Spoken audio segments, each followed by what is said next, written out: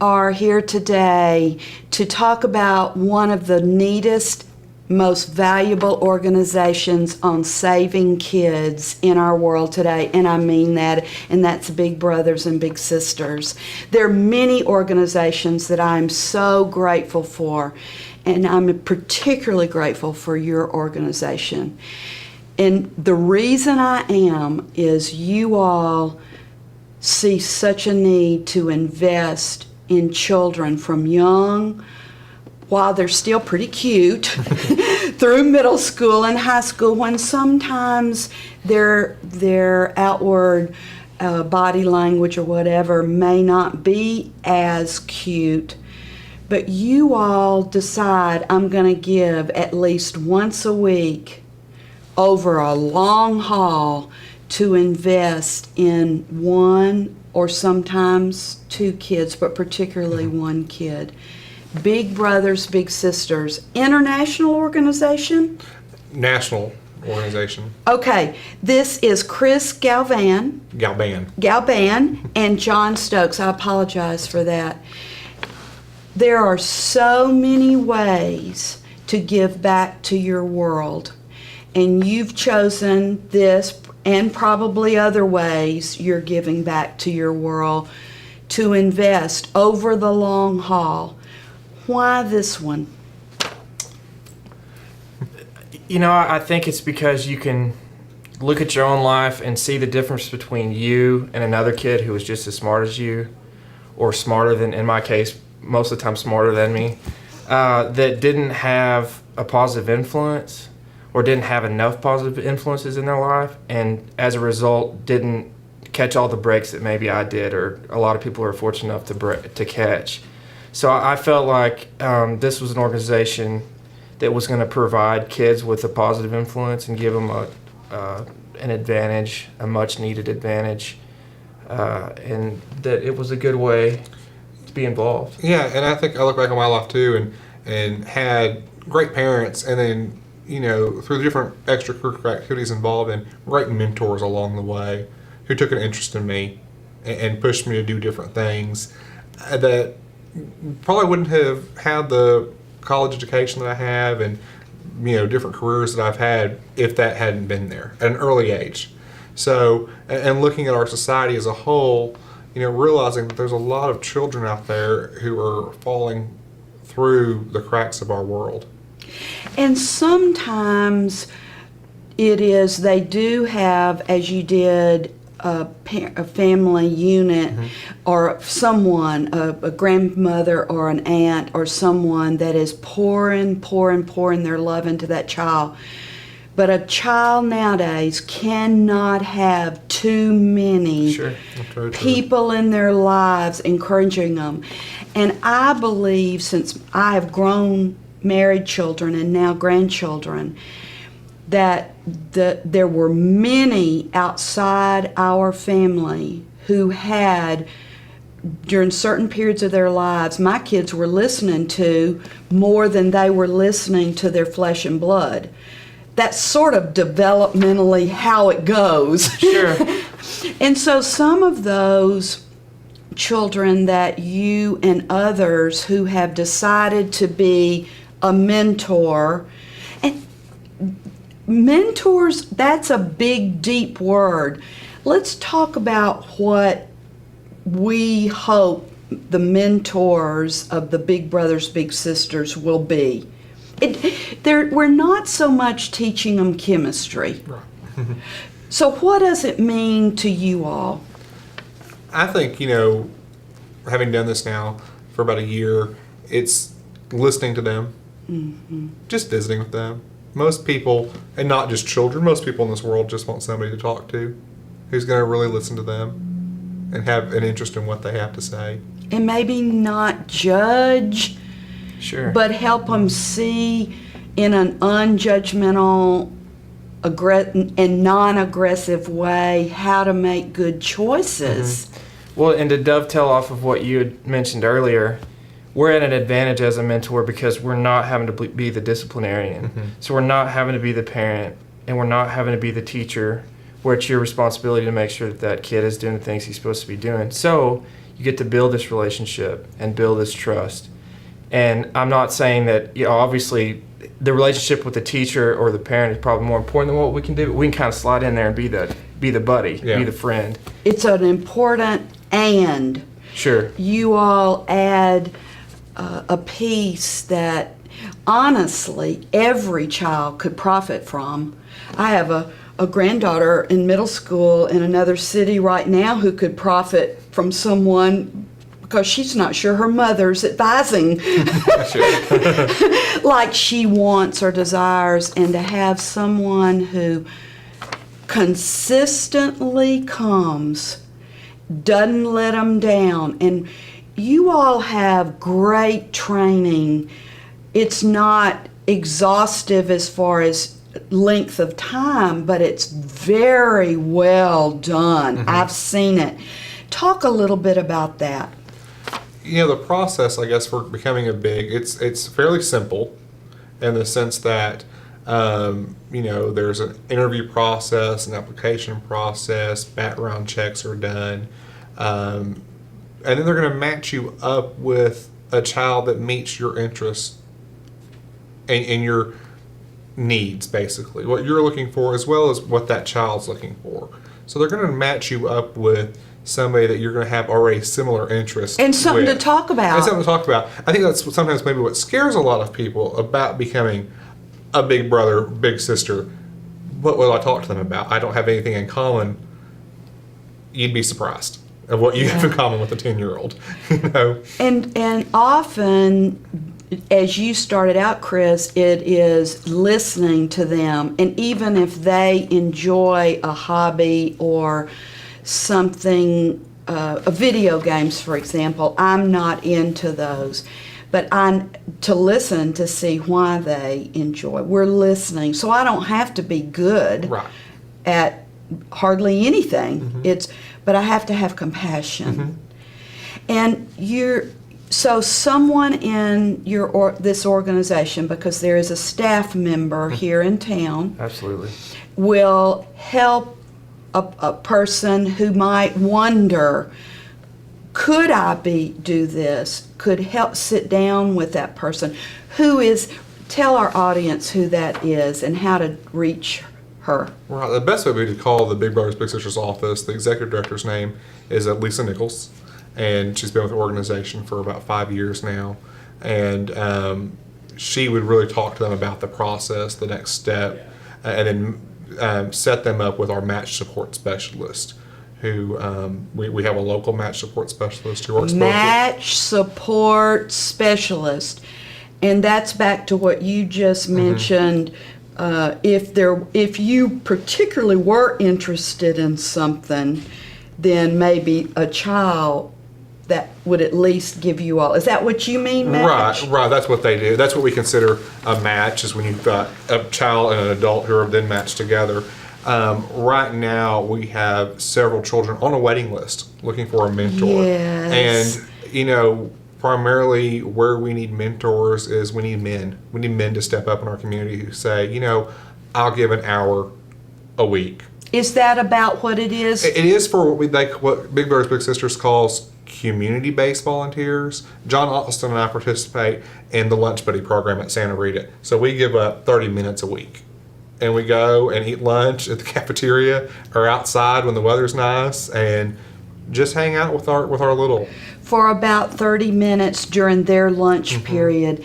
And what I think is extra special is these kids are not drugged into this or drafted.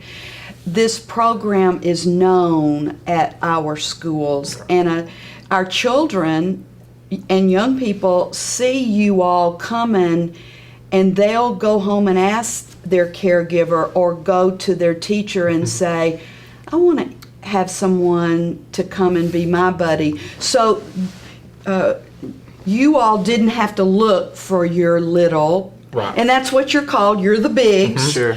And the young people are littles. And so all of that's taken care of. And the critical thing I've heard principals and teachers say is that unless there's an emergency, you are faithful to go and be there. If it's Wednesday at noon, I made that up, that you are there. And if not, you all call the school and they get a message to that child so they don't feel, there it is again. They said they care about me, and look. And so you're very faithful to that. It doesn't mean you can't miss. It just means there's communication. Well, you do it for a couple of weeks. You build a relationship with this kid, and you don't want to miss. And that's probably the most important part. Is that person has become your friend, your little, and you don't want to miss. You don't want to hurt their feelings. As simple as that. Yeah, it's 30 minutes a week where you can be 10 years old again. And you can, play Angry Birds on your phone and get to levels you didn't know existed. or talk about Harry Potter or whatever your little is into. Yeah. It's 30 minutes, like I said, a week where you get to literally be a kid again. Now let's switch to something besides Angry Birds, but that is important. My grandchildren sure know Angry Birds, which is a software program available. It's a game, a good game, even though it sounds angry.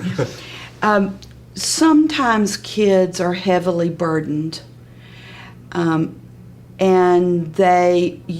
after building trust quickly, kids are hungry and they build trust usually fairly quickly.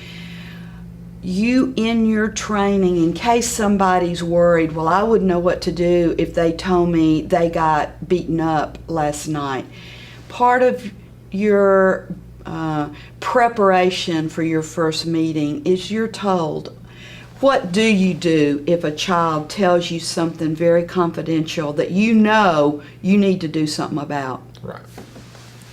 Make a call. You would call, in a case like that, you would call Jennifer Lovett, the match specialist, and you would tell her what's going on, and then that's why we have Big Brothers Big Sisters as a national agency with a great reputation, is because as a big, that all you've got to do is report it and that they'll handle it from there. The staff will take over. Well, that ought to relieve, because some folks have said to me, I would really like to do this, but what if they tell me? Sure. And the likelihood is a few of you all are going to have that experience.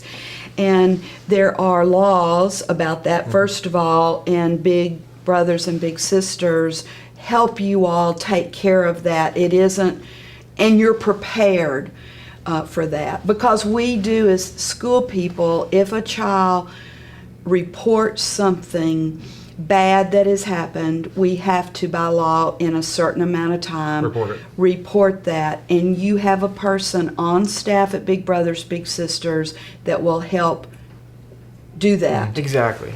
And that's, I think, I know I heard someone who was retiring and said, I would really love to do this, but that scares me. And I said, no, please don't let that stop you. If we were stopped from the fears of parenting, like you're a new parent, John, it'd scare us all out of having children, wouldn't it? So I hope our audience understands Big Brothers and Big Sisters has been around for decades. 100 years. I didn't realize that long, but I knew decades. And in all of the districts, my 4 districts that I've been privileged to serve as a leader, I've been blessed to have Big Brothers, Big Sister mentors. Not nearly as many as I wish, but I have yet to have a bad experience where I had to call and say, oh, come get this person, because they screen. Ms. Nichols has done this long enough, and her other assistants, to know just after a few minutes whether to encourage you to do this. Sure. But most people who would even have that planted, maybe after hearing you today, well, could I do this? Okay, I have the time. I will be consistent. I follow through. But am I the kind of person they're needing? They will help that person to come just have a conversation? Sure, it's not a situation where if you show interest, then you're going to get bombarded with phone calls and emails.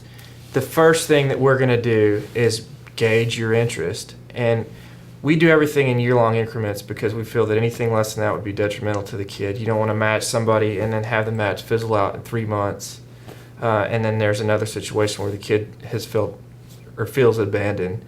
So we do everything in year-long increments. That's the first thing they ask. Are you willing to give up 30 minutes a week for a year if you're a site-based match? Or if you're a community-based match, are you willing to give an hour a week? And if you say, I don't know that I can do that, they say, well, we appreciate you coming in. Here's our number. Call us when you can do that, because that's the most important thing. And we've barely touched on a couple of times the community-based involvement. That is different. Talk about that. About the community-based involvement. Community-based involvement, you agree to spend an hour a week or 4 hours a month with a child outside of a school setting. Okay. You'll take them to different events in the community. San Angelo's a great city where we have very affordable, family-friendly activities, many of them free, that we put on in the city. Yes. That you would take your little to, whether it's art walk or art day or a Colts game, ASU football game, whatever they're into. You spend time with them, a minimum of an hour. We also have couple community-based activities where a couple is matched with a little. And so they're seeing a positive male-female relationship, in a different setting. And they can go, I've heard all kind of things, go bowling. They can go just to eat at a fast food restaurant. They can, it's usually not at a home, Right. But are there examples of when they do invite the child? But that's pretty rare. That's pretty, I think, after you've been matched with a child for a year, I believe they can start going that route. We have several matches that are now in high school who have been little since elementary school. They're now at that point. Mentor. Right, they're now at that point. With the same child for all that period of time, then is sort of given the green light to bring the child maybe to their home. Right. But I just want people to get an idea that it's taking them to, if it's a child, to one of our, we have some of the best parks in this city in America. It doesn't have to be a financial burden on you Absolutely. to be a big. We're very fortunate as an organization that many people, if it's a cost event, tickets or something of that nature, are donated to the organization that you can pick up for free. So, if that scares people, well, I don't have the resources to do something like that. Don't let that scare you, because we have many free activities as well. 4 or 5 times a year, Big Brothers Big Sisters puts on match events. We just had one for school starting back, a big match party, for a back-to-school bash, basically. I know you've bowled. What other kind of things do y'all do? Where everybody that's mentoring brings or meets their little Right. at that event, and that's really neat. How many, do you have any idea, a window of about how many folks in most years give of their time like this?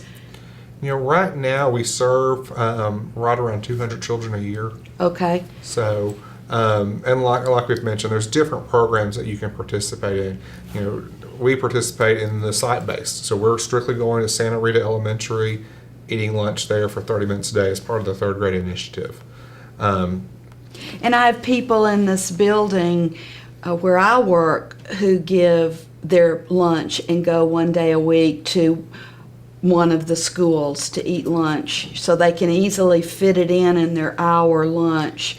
And you're not buying the child their lunch. No, they no. eat their No, my lunch. little brings his lunch every week. Yes. So you're not buying them lunch, and You could take your own lunch? Sure. we take our own lunch, or we just sometimes just sit there and visit, that type of thing.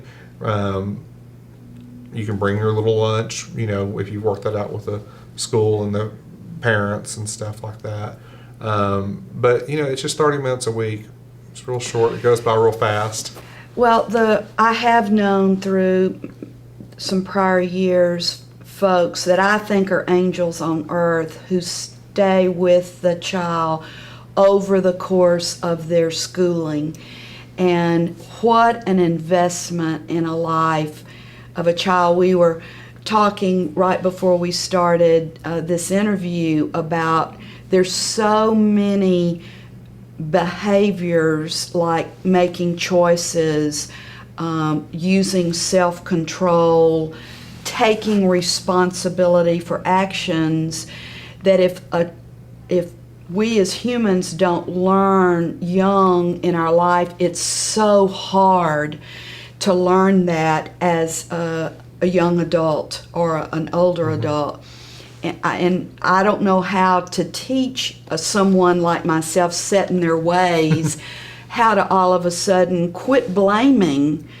But that's one of the things I have always observed over time. If a big brother or big sister can, in just 30 minutes to an hour a week, those conversations that are focused on that child, they can help them understand about taking responsibility.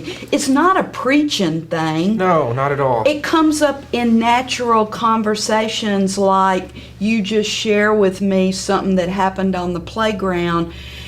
Maybe you, John, nudged a child when you shouldn't have nudged the child. Sure. And we can say, is there a better way you could have made a choice?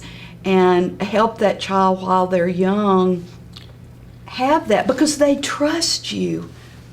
Well, and we're an evidence-based agency, so we like numbers. We know that having a mentor involved for at least 18 months can make a kid 50% less likely to skip school, 50% less likely to be on drugs. And that's just over an 18-month period. So that's 2 school years, 9-month school years. Sure, without breaking down what is happening, without breaking down how specifically you're talking to that kid, just being there, being an influence. 47% more likely to go to college and obtain a 4-year degree. And these, of course, are compared to their peers, which are, particularly what we're involved in is the 3rd grade initiative.